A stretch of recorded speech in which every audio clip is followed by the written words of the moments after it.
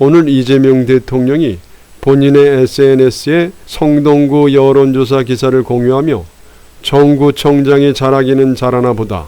저의 성남시청 만족도가 꽤 높았는데 명함도 못 내밀 듯이라고 글을 올렸습니다. 이 해당 기사에는 성동구 구민 만족도가 92.9%에 달하는 조사 결과가 포함됐습니다. 이 성동 구민들로부터 92.9%의 만족도라면 보통 일 잘하는 건 아니겠죠. 이에 정원호 구청장은 원조 인잘러께서 인정을 해주시니 감개가 무량하다. 더 잘하라는 격려의 말씀으로 새기겠다라고 말했습니다.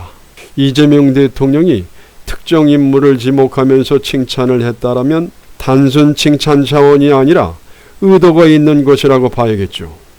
구정 만족도가 92.9%라는 강력한 실적이 있지만 전국적인 인지도가 상대적으로 약하기 때문에 정 부총장을 언급하며 당 내부에 이 사람 좀 면밀히 살펴봐라 라는 그런 시도라고 봅니다.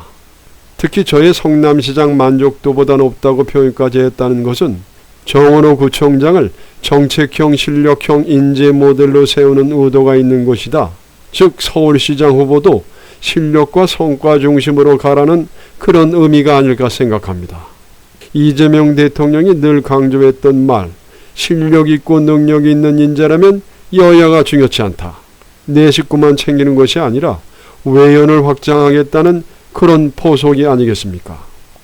그래서 이재명 대통령의 이번 메시지는 서울시장 선거에서 실력 있는 인물을 중심으로 판을 짜야 한다.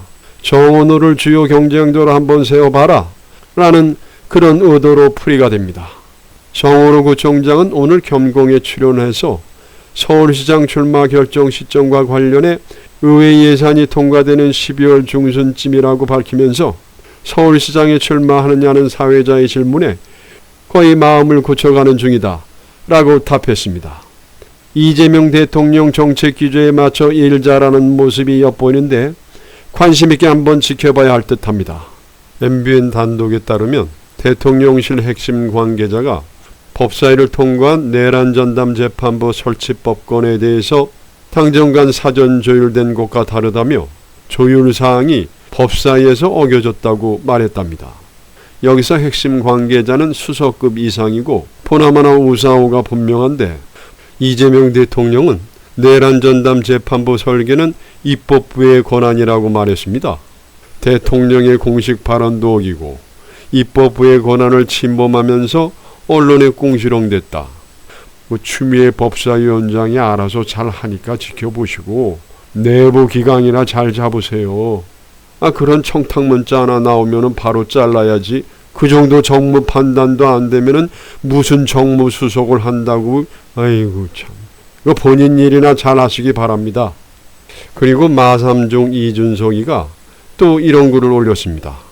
김현지 통해서 대장동 변호사, 중앙대 끼리끼리, 한자도 그대로 김대중. 그러니까 이게 새로 드립이라는 거죠. 아니 이렇게 김대중 대통령을 조롱하는 자식이 노무현 대통령이 그리워서 눈물을 흘린다고? 야 이 자식아, 너는 앞으로 내 눈앞에 보이지 마. 아이 썩 꺼져 이 자식아. 그리고 이 장경태를 고소한 고소인이 이렇게 말했다고 합니다. 장경태 의원이 분명히 신체를 접촉했다. 아니 본인도 장경태 신체를 접촉하지 않았나? 그리고 권력자 고소하는 게 부담스러워 1년 만에 나섰다. 작년 12월 23일이면 윤석열 강정기 때고 장경태는 야당 의원이었습니다. 그리고 지금은 권력이 세진 여당 의원이에요.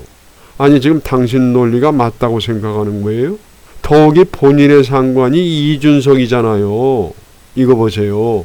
최근 이준석을 떠난 구영모 이준석의 최측근이 이렇게 말했어요. 과거 이 대표가 같은 사안을 놓고 장경태 의원을 두둔했다가 보도가 된 이후 비판하는 등 선택적으로 기준을 바꾸고 있다. 그러니까 고소인이 이준석의 보좌관이고 사건 발생 당시 이준석은 장경태를 투둔했어요.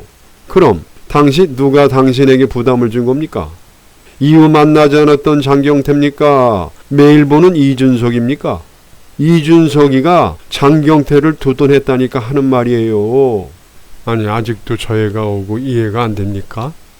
다음은 언론 비평지 미디어오늘이 아주 재미있는 기사를 올렸습니다. 야당의 계속된 경고에도 계엄을 괴담 취급했던 언론들. 당시 이재명 야당 대표와 김민석 의원 등이 12.3 계엄이 일어나기 6개월 전부터 계엄을 미리 경고했었는데 당시 언론들의 반응을 지금 보면 재미있다는 거죠. 자, 문화일보입니다. 이 대표의 상상력대로 하면 윤석열 대통령이 친히 쿠데타라도 시도할 것이란 엄청난 주장인데 가능하다고 보는가? 더 늦기 전에 문제의 발언을 바로잡고 국민과 윤 대통령에게 사과해야 한다. 서울신문입니다. 이재명 대표까지 계엄령을 입에 올렸다. 말문이 막힐 노릇이다. 선진국 반열에 올라선 자유민주 체제의 나라에서 그런 전근대적 폭거가 가능하다고 생각하는지 묻지 않을 수 없다. 이쯤 되면 집단 망상이다. 중앙일보입니다. 계엄령 운운은 국민의 의식 수준이나 군의 정치적 중립의지, 국민소득 4만 달러를 바라보는 나라의 국제적 위상 등을 모두 욕보이는 언행이다. 한국일보는 당시 비판하지 않았고 민주당이 주장했던 것을 잘 정리해 기록해뒀습니다. 계엄 음모론의 골자는 윤 대통령이 탄핵 저지를 위해 계엄령을 선포하고 계엄 해제를 막기 위해서 국회의원 체포공까지 계획하고 있다는 것이다. 이를 위해서 윤 대통령 최측근인 김용현 경호처장을 국방부 장관에 기용하는 등 충안고 라인을 요직에 직결시키고 계엄을 시동할 북풍 조성을 위해서 북한과 거래를 추진하고 있다는 얘기도 나온다. 야, 정말 돌이켜보면 민주당의 당시 예언대로 그대로 실행이 되었고 당의 정보력이 얼마나 강했는지 알 수 있습니다. 조선일보입니다. 계엄령 주장에 현실성이 없다는 것은 민주당과 이재명 대표도 잘 알 것이다.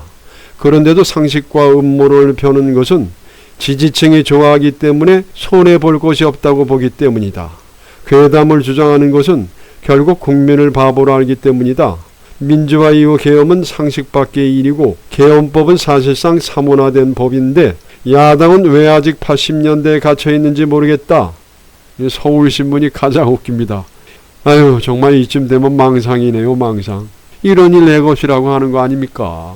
아유, 오늘 아침부터 정치권이 술렁거렸습니다. 추미애 법사위원장 사퇴설이 단독이라는 이름을 달고 퍼져나왔기 때문이죠. 하지만 곧바로 추미애 위원장이 직접 부인하면서 불씨는 꺼졌습니다. 그런데 오히려 여기서 더 큰 의문이 생깁니다. 왜 하필 지금? 왜 갑자기? 그리고 누가 이 프레임을 던졌나? 이건 단순한 오보가 아닙니다. 명백한 정치 공작형 기사입니다. 지금부터 그 프레임의 속살을 정확히 들춰보겠습니다. 한국일보는 추미애 위원장이 이달 초 사퇴 의사를 민주당 지도부에 전달했다고 단정적으로 보도했습니다. 그런데 문제는 아주 간단합니다. 한국일보는 당사자인 추미애 위원장 측에 단 한 번도 확인하지 않았다는 겁니다. 기자의 기본 중 기본인 팩트 확인 절차 자체가 없었던 것이죠. 대신 민주당 지도부의 전원만 듣고 기사를 완성했습니다. 지도부 내 특정 세력이 흘린 말을 그대로 받아 적은 것, 즉 메시지 배달 기사였습니다. 그래서 한국일보 기사는 사실 보도라기보다 추미애는 물러나라는 내부 세력의 바람을 언론이 대신 퍼뜨린 정치적 행위인 것이죠. 반면 더 팩트는 완전히 달랐습니다. 추미애 측에 직접 확인했고 답변은 명확했습니다. 사의 밝힌 적 없다. 연내 사퇴 계획이 없다. 법사위 현안이 너무 많다. 결국 한국일보의 단독 기사는 팩트가 아니라 지도부 내에 추미애 아웃을 원하는 사람들의 희망사항을 기사로 포장한 것이었습니다. 이건 언론이 특정 정치 세력의 목적을 위해 움직일 때 나타나는 전형적인 공작 패턴입니다. 그럼 진짜 궁금한 질문이 등장합니다. 지금 민주당은 내란 전담 재판부 법안을 통과시키기 위한 가장 중요한 국면에 서 있습니다. 그리고 그 중심에 법사위를 지휘하는 인물이 바로 추미애입니다. 이 시점에 법사위원장이 흔들리면 어떻게 될까요? 개혁 동력은 즉시 약화됩니다. 이 상황을 가장 반기는 세력을 생각해 보십시오. 내란 프레임을 흔들고 싶은 조희대 사법부와 강하게 밀어붙이는 법사위를 부담스러워하는 민주당 내 기득권, 그리고 개혁 속도를 늦추고 싶은 당내 온건파, 마지막으로 법사위 간사를 노리는 국힘당이 있죠. 그들에게는 추미애 사태설만으로도 충분한 정치적 호재였습니다. 그리고 그 첫 신호탄을 한국일보가 쏴준 셈이죠. 더 큰 문제는 이번 보도로 인해 추미애 위원장이 모든 행보가 지방선거용으로 비치되도록 프레임이 더 씌워졌다는 점입니다. 이게 바로 정치 공작의 위험한 이유입니다. 사실 여부와 무관하게 이미지를 흔드는 효과가 있기 때문이죠. 하지만 우리는 정확히 알아야 합니다. 상임위원장은 지방선거 출마를 위해 몇 달 전 사퇴해야 한다는 규정이 애초에 없습니다. 정치적으로도 당에 대한 책임 면에서도 더 올바른 선택입니다. 추미애 위원장도 그 점을 알고 있습니다. 그러니 이런 기사를 두고 흔들릴 이유가 전혀 없다는 것이죠. 흔들려야 할 쪽은 개혁을 막고 싶은 사람들입니다. 결론은 분명합니다. 추미애 사퇴설은 사실이 아니라 정치 공작입니다. 그리고 그 목적은 내란 전담 재판부를 포함한 개혁 동력 흔들기입니다. 동지 여러분, 이럴 때일수록 더 단단하게 서로를 붙잡아야 합니다. 개혁의 길을 막는 건 언제나 바깥이 아니라 내부의 균열입니다. 우리는 그 균열을 정확히 보고 넘어가야 합니다.